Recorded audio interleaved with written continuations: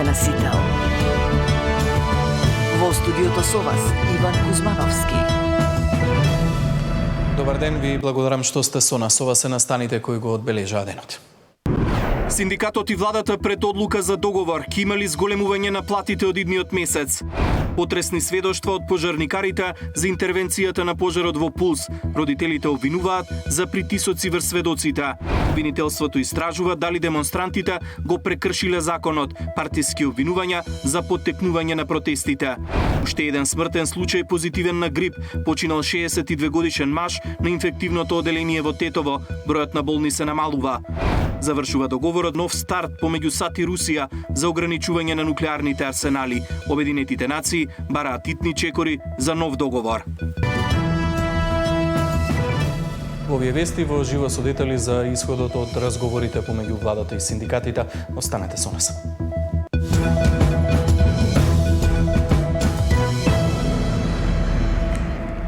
Синдикатите и владата влегува во последната фаза од обидот за договор за зголемување на платите на дел од јавната администрација. Утре во УПОС беше на средба со премиерот, а во моментов во тек е средба во синдикатот, пошто ќе се дознае каков ќе биде исходот од овие разговори. Какви се очекувањата? Дознаваме од колегата Даниел Василев. Даниел, што се очекува од разговорот кој што во моментов е во тек во зградата на синдикатот? Добар ден, Иван. За некаде околу половина час ќе дознаеме каква ќе биде одлуката на органите на синдикатот на УПОС, откако денеска во зградата на владата синдикатот имаше средба со представници на владата и добија понуда за зголемување на платите со односно добивање на оние 8% додатоци на плата во наредните 3 години, со што се очекува нивните плати да бидат зголемени за нешто околу 40% во 2028 година. Председателот на синдикатот на УПОС по завршување на оваа средба информираше дека ја добиле понудата од владата, меѓутоа дека последниот збор ќе го имаат членовите на синдикатот, па така во 15 часот и 30 минути беше закажан состанок на кој органите на овој синдикат ќе ја разгледаат понудата на владата.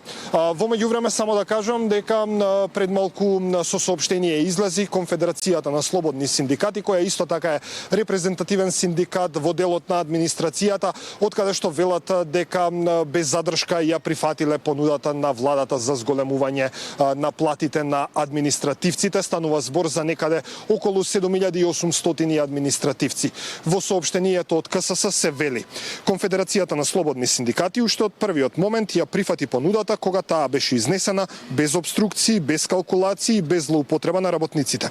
Нашиот став беше и останува јасен: секоја реална можност за подобрување на материјалната состојба на вработените треба да се искористи веднаш. Инаку на денешната средба во владата, еден од условите кои што премиерот Христијан Мицкоски ги доставил до синдикатот на УПОС е тие да се откажат од колективниот договор.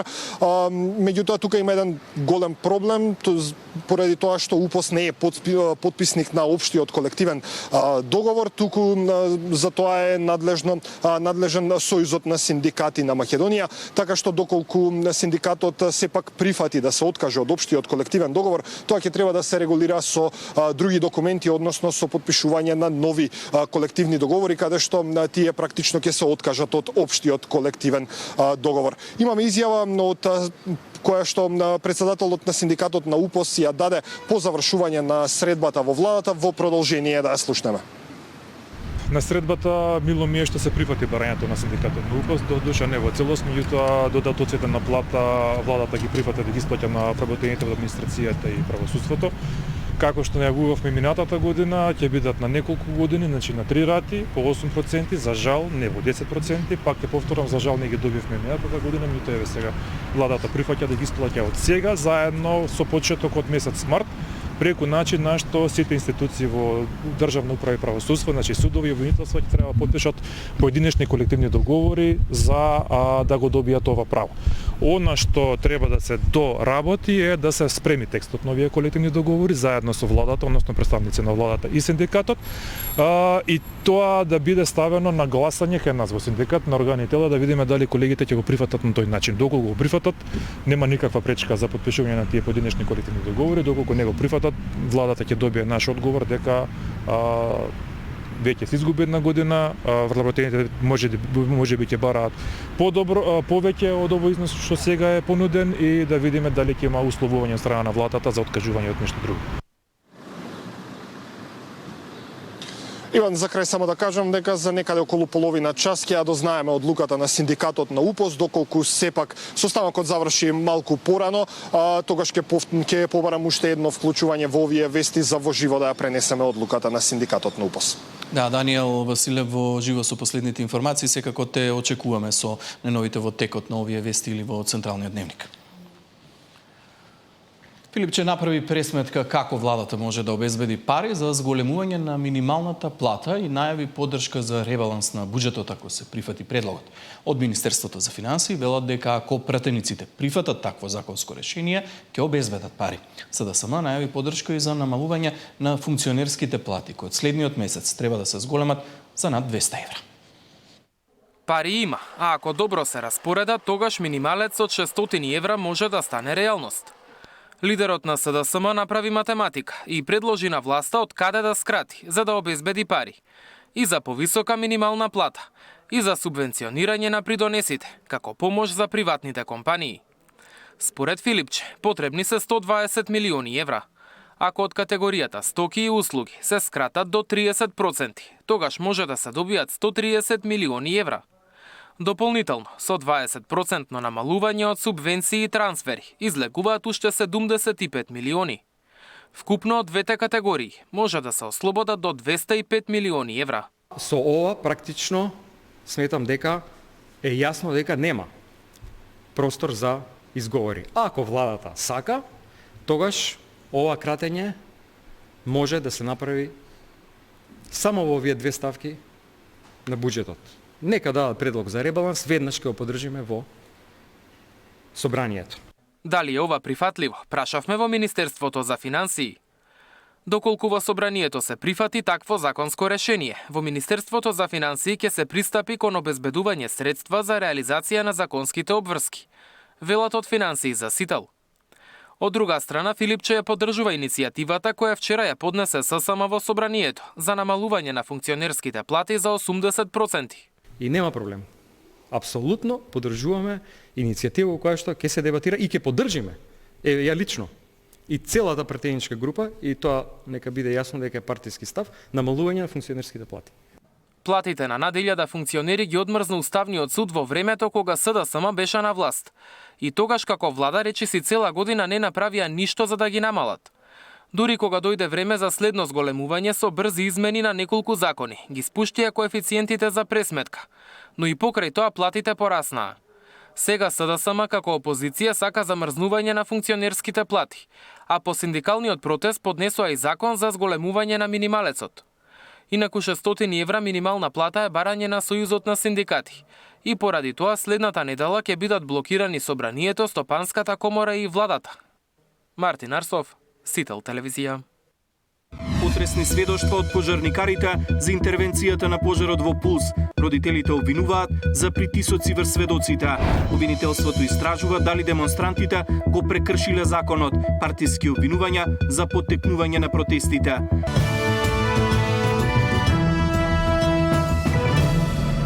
Потресни сведоштва се слушнаа денеска во судницата во Идризово од пожарникарите кои интервенира на пожарот во дискотеката Пулс. Открија кога ја добиле пријавата и каква слика затекнале пред и во објектот. Родителите на загинатите обвинија дека има притисоци врз сведоците во случајот. Тамара Дичовска ги има деталите. Живи, загинати и повредени. Речиси сите гости од Пулс на кумната вечер биле заглавени во ходникот, тоалетот и билетарата. Телата на загинатите биле испреплетени, пожарникарите успеале да спасат и тројца што биле заглавени во тоалетот. Другите врескале за помош да излезат од дискотеката. Повикот пожарникарите го примиле околу 2:30 часот по полноќ, отишле до Пулс со сите 9 противпожарни возила. Кога стигнал командирот до вратата од возилото, веќе имало девојка која не реагирала. Пристапивме да ја реанимираме бидејќи беше во безсознание. Прво почнавме со вештачко дишање и пумпање на градниот кош. Дојде медицинско лице, ме фати за рака и ми рече: "Господине, девојката е почината", сведочеше командирот Драган Апостолов. се упатиле внатре кон објектот, а во ходникот имало толпа од луѓе паднати едни врз други. Дел од нив ги спасувале преживеаните, а тие влегле да го гаснат пожарот, да не се прошири кон ходникот, каде биле сите заглавени. Но во дискотеката видели 3 тела кои што веќе биле изгорени. После тој ходник пред мене имаше 2 изгорени лица кои ги зафатил огнот, пеплосани. Едното беше седнато на земја, изгорено се држеше за високата маса, другото лице лежеше до него. Од десната страна имаше уште едно лице. Телото му беше изгорено, со рацете нагоре, кажа во потресното сведоштво Апостолов. Пожарот го гаснеле до кај 4:30 часот наутро. Командирот видел дека има ознака за ПП апарат, меѓутоа тој бил без вентил и не можеле да го потребат. И неговиот колега, кој пристигнал прв со возилото, сведочеше дека излекувањето било исклучително тешко. Ги носеле на раце бидејќи дел од децата биле во грчи шок и не можеле да одат. Им помогнало обезбедувањето и другите лица кои се нашле пред објектот. Во билетарата затекнал заглавени над 10 лица без знаци на живот.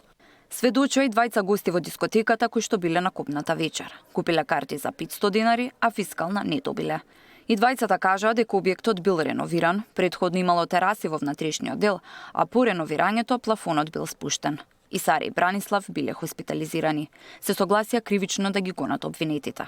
Мајката на загинатиот Тома Златков посочи дека имаат сознанија според кој братот на сопственикот на Пулс во притвор има телефон со кој влие врз исказите на сведоците. Надлежните служби да ја проверат оваа информација и детално да го проверат телефонот и комуникациите кои се остварени преку овој телефон. Дел од адвокатите и денеска бараа да падне обвинението за обвинетите кои не ја донеле пиротехниката и не биле вечерта присутни кога изгорела дискотеката. Сведоци кои што и минатиот пат потврдија дека пиротехниката е местена, донесена, припремена од самата група, со што веќе државните службеници од поголемиот број од институциите овде не можат да останат во постапката. Одбраната тврдеше дека обвинителството влие врз изјавите на сведоците, додека пак родителите сметаат дека токму адвокатите ги заплашуваат сведоците. Тамара Дичевска, Сител телевизија. Акцијата поврзана со заплената на 5 тони марихуана во Србија се уште е во тек. Истражните органи велат дека не можат да споделат информации за јавноста, освен потврда дека претреси се вршат на повеќе локации. Голема количина на марихуана е пронајдена во претресите во Скопје и Струмица, велат извори од МВР. Акцијата е се уште во тек, се работи за обемна истрага која опфаќа повеќе објекти, фирми и легални производители на канабис и лица. Истражните органи бараат како рекордна пратка од 5 тони марихуана била пренесена во Србија со камион со македонски регистарски таблички. Претреси се правели и во кругот на поранишната фабрика Охис. Интерна истрага води и македонската царина, проверува документација од последниот период со цел да се откријат евентуални пропусти или вмешаност на лица од управата. Обвинителството за гонење на организиран криминал и корупција го води случајот и како што претходно известија се во интензивна комуникација и со српските истражни органи. Шлеперот кој беше откриен во Конјух Крагуевац бил препон со пакети марихуана, но и оружје. Приведени се 4 лица, а по едно се трага со меѓународна потерница. Српскиот министер за внатрешни работи изјави дека дрогата можно е да потекнува и од Албанија. Тоа е све било запаковано за дистрибуцiju. Znači, ovde nije reč o drogi koja je nastala sa nekog imanja tu, tako kažem, domaće proizvodnje. Reč je o drogi koja se već, mi smo već tada rekli da je najverovatnije iz Severne Makedonije ili iz Albanije. Istraga, da sad ne govorimo o svemu tome, će pokazati sve te puteve. Обвинителството во Србија, повикувајќи се на првичните сознанија добиени од пресретната комуникација, објави дека најверојатно другата била набавена во Македонија, а потоа префрлена во Србија, но детали нема бидејќи во текот на истрагата осумничените се бранеле со молчење. Според информациите, кај првоосумничениот пронајдени се 2 WhatsApp групи, една насловена како Совет на безбедност, каде наводно осумничениот се договарал со транспортот, и во другата група насловена како Производство Росоман, во која наводно биле членови и тие кои помагале во шверцот. Во оваа група се споменуваат лица, собственици на фирма од Росоман, информации кои го поврзуваат целиот случај со Македонија. Мирена Давидовска, Сител телевизија. МВР информираше дека се расчистени 9 сторени кривични дела измама за лажни сообраќајни незгоди, при што е приведен окригенец кој завршил во притвор. Осумничениот успеал од жртвите да наплати речиси 60.000 евра. На ден 4 февруари годинава од страна на полициски службеници од Оделението за криминалистичка полиција при секторот за внатрешни работи Штип во координација со Оделот за криминалистичка полиција преземени се оперативно-тактички мерки за расчистување на претходно сторени кривични дела измама во врска со лажни сообраќајни незгоди, при што лишен од слобода е ПС на возраст од 38 години од Охрид.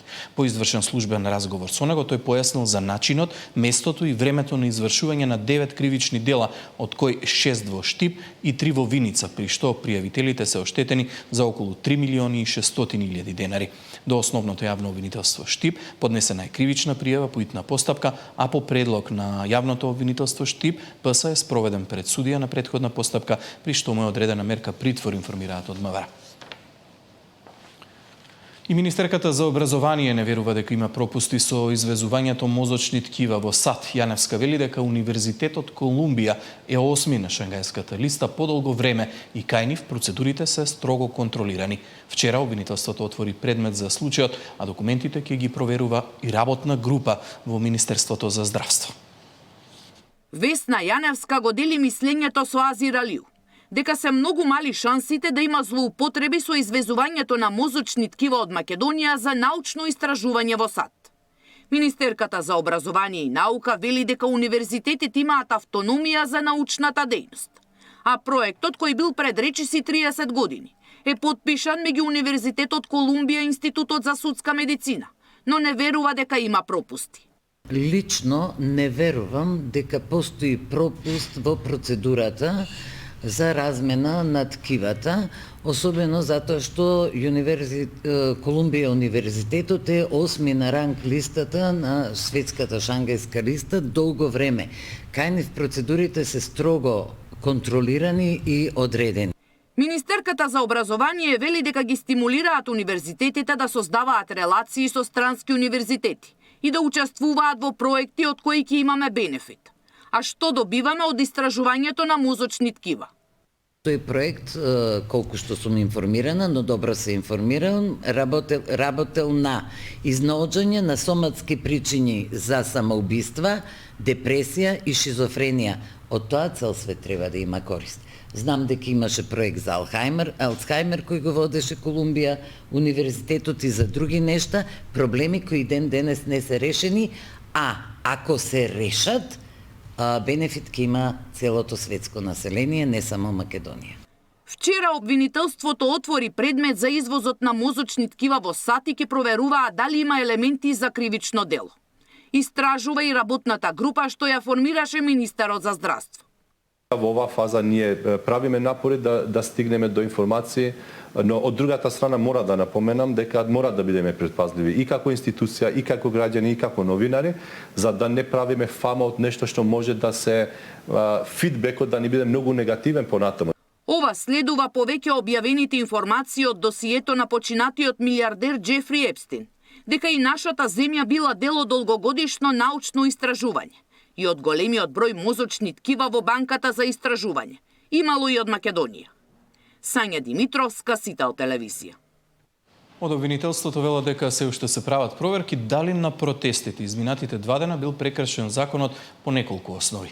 Иако најавени, денеска не се одржаа протести ниту во Битола, ниту во Скопје. Сите бараат почитување на законот, но сепак денеска беа упатени и партиски обвинувања за поттикнување на протестите за одземени возила.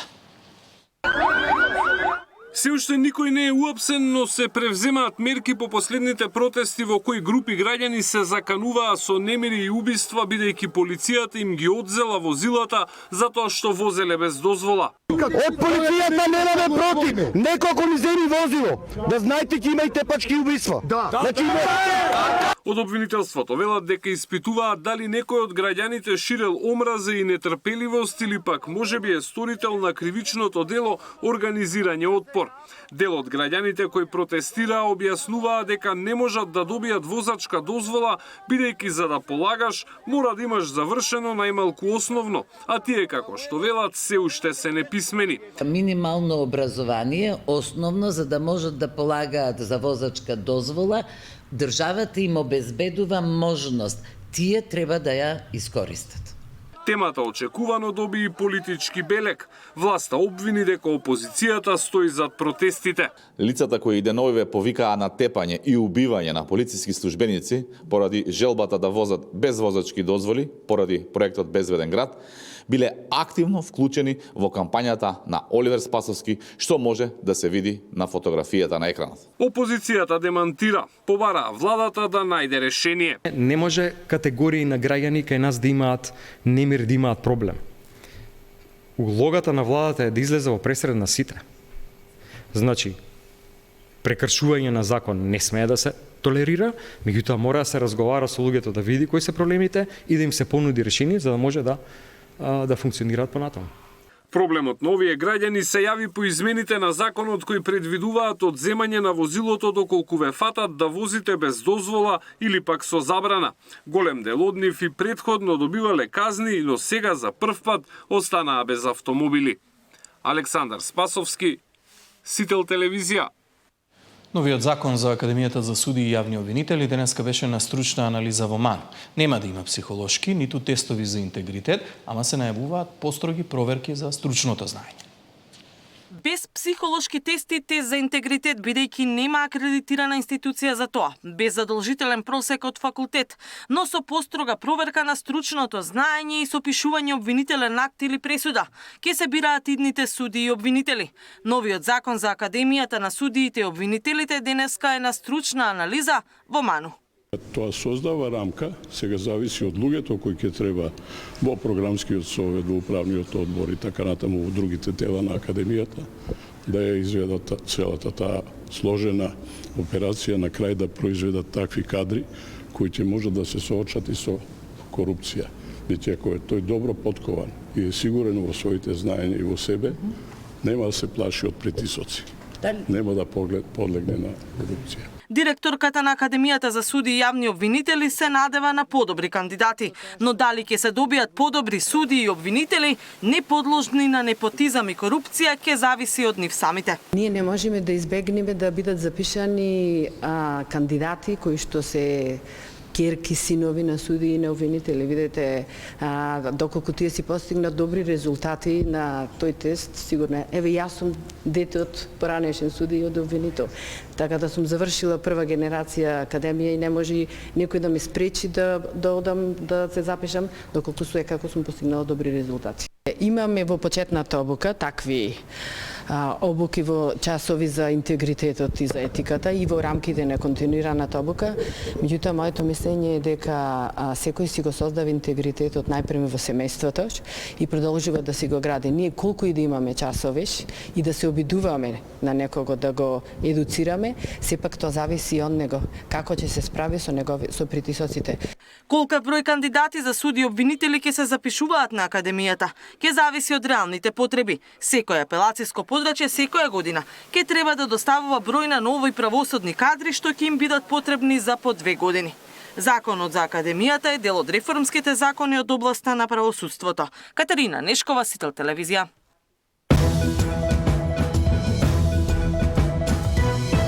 Кој е виновен за револтот на ромите? Дали законот важи еднакво за сите, но и дали сите имаат еднакви права? Во тема на денот со Шабан Салиу, министер без ресор, задолжен за интеграција и имплементација на стратегијата за инклузија на ромите.